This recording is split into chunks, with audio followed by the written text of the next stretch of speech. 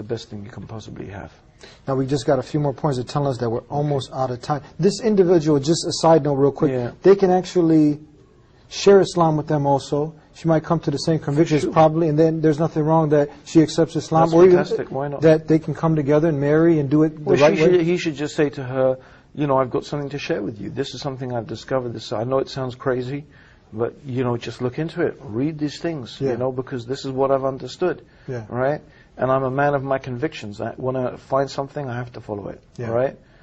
Be a man. You know, you're a man, be a man. Behave like a man, act like a man. You know, because what a lot of women in the world today, right, they can't find these real men. Because you know what, our societies have emasculated, right? They've made, you know, they've taken the maleness out of men. So be a man. But being a man doesn't mean beating people up and being tough and macho, right? Actually, a true man is a person of compassion. He's a person of firmness of understanding, right? That's what it's strength of character. This is what, and this goes back to what I was talking about, right? Strength of character. It's about the inner dimension, being in control of yourself, right? Being able to control yourself, right? Being in control of your desires. Your desires is like a horse, right? You ride the horse. You don't let the horse ride you. Yes. You tell the horse where to go. It doesn't tell you where to go. That's how you need to be. Be in charge of yourself, right? Now, you've done some incredible things in the last few minutes. Talk to us the importance now, because you went from being a Christian and then you came to that way, the way of all the messengers of God, submitting to nothing in the creation but the creator of the heavens and earth. And now you're out there and you're sharing this message, this rational, logical message of worshiping the one God and helping to clear out the many misconceptions that people have of Islam. And you're doing some wonderful work. Let's talk about some of these things that you're doing and some of the importance of people also doing the same thing, of inviting people. Well, I mean, my advice to all Muslims, is to take the task of giving dawah and calling people to Islam really seriously.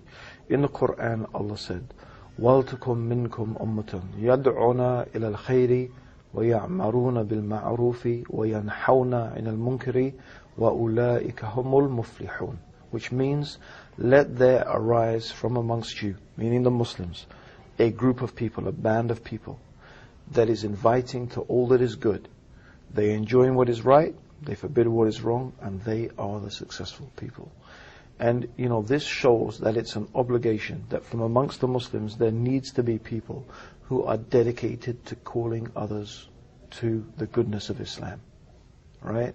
And one of the things that I have realized, although there are so many people like you, Eddie, doing fantastic things, like our friend Yusuf Estes doing fantastic things, right? Like Zakir Naik doing fantastic things. But is there really an organization that is dedicated and focused almost entirely on this task, especially the task of inviting people who are not yet Muslim to Islam?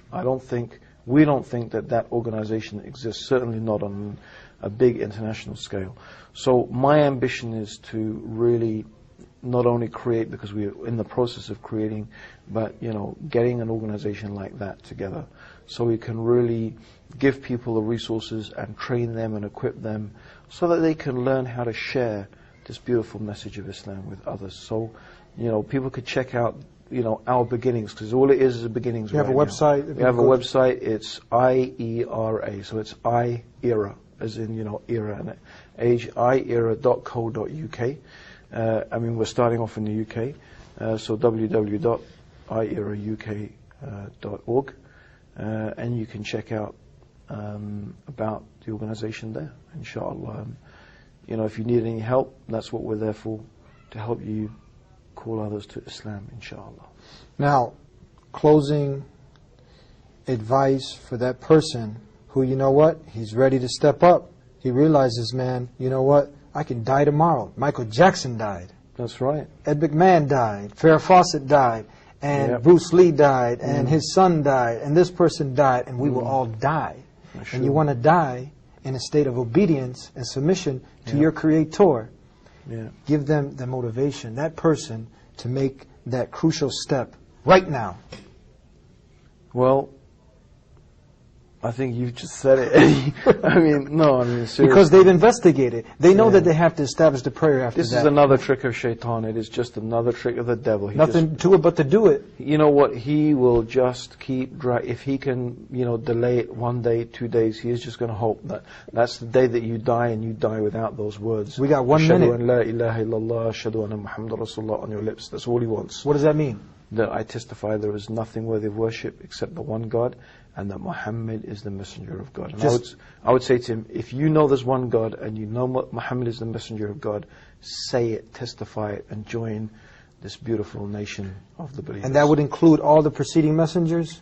Jesus, Moses, Noah, Abraham, they were all messengers. They were the way, the truth, and the light to God in their time. In their time. And this Muhammad is the way and the truth and the light today. Do this, that's the key to paradise. It's the key to paradise. And then you got to live this life. That's right. You got to, in obedience to God. That's it. Thank you. May God Almighty, the Creator, Allah, rewards you. I look forward to being with you again. And me too, Eddie. It's always a pleasure. It's always a pleasure. Thank you very much.